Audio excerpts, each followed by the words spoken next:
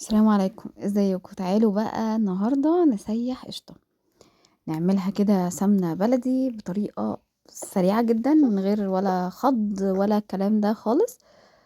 اول حاجه انا عندي هنا علبتين زي ما انتم شايفين، تقدروا طبعا تحوشوا الكميه اللي انتوا عاوزينها، بس هكلم معاكم في التريكات. بس اول حاجه دول علبتين حطيتهم في حله كبيره او طاسه، يعني اي حاجه.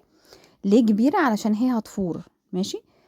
عشان احنا مش هنخضها، فمش هنشيل منها السوائل، فالسوائل دي تفضل ترتفع زي كأننا بنغلي لبن كده، فهتفضل تطلع لفوق. فعشان كده بنقول حاجة كبيرة يعني. اول حاجة العين بتبقى عالية، وبعد كده العين بتهدى خالص، نوطي بقى العين خالص علشان تبقى يعني تاخد راحتها كده وما تتحرقش والكلام ده كله. هتبتدي بقى تعدي بكام مرحلة هنشوف مع بعض في الفيديو، واحدة واحدة لحد ما هنوصل للسمنة يعني في الاخر. ايه التريكات اللي انا عايزة اقولها لكم؟ بصوا، اول حاجه لو عايزين تبتدوا ان انتوا تحوشوا قشطه، لازم يكون اللبن طبعا لبن بقري عادي جدا، لبن مش متبستر يعني. تمام. و من حد طبعا يكون موثوق يعني، او حد يعني يكون كويس بيطلع قشطه يعني.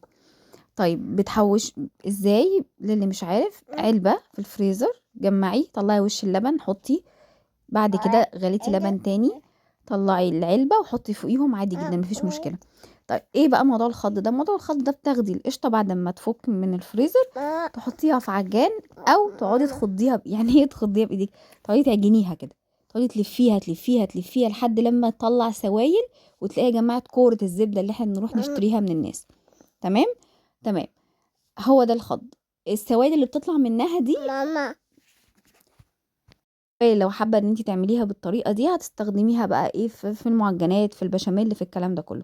دي للطريقه التانية. اما الطريقه اللي انا استخدمتها علشان الكميه بتاعتي بسيطه، فمش مستاهله ان انا اقعد اعمل كل ده، فبسيحها كده على طول. طيب ده من تجميعة قد ايه؟ بصراحه مش فاكره الوقت، يعني كان وقت قد ايه، بس انا دايما بعمل كده، بجمع العلبتين دول وبعدين بسيحهم طول السنه، مش لرمضان بس يعني. لاني ما عنديش مكان في الفريزر يستحمل ان انا اقعد ايه ازود علب قشطه، فده الشكل النهائي يعني. فده اللي بيخليني ان انا استكفي بالعلبتين فقط لا غير. تمام تمام. يا رب اكون قلت كل المعلومات عن الموضوع ده، وانا بقالي فتره كبيره بعمل كده، وبصراحه بتبقى احلى كتير من السمنه البلدي اللي بنشتريها من بره، وعلى الاقل دي مضمونه ولا مغشوشه ولا اي حاجه، ومن غير ولا تكلفه اصلا، لان انتي اللبن بتشتريه كده كده، فبالتالي بتبقى عندك القشطة بتطلعيها من اللبن وخلاص.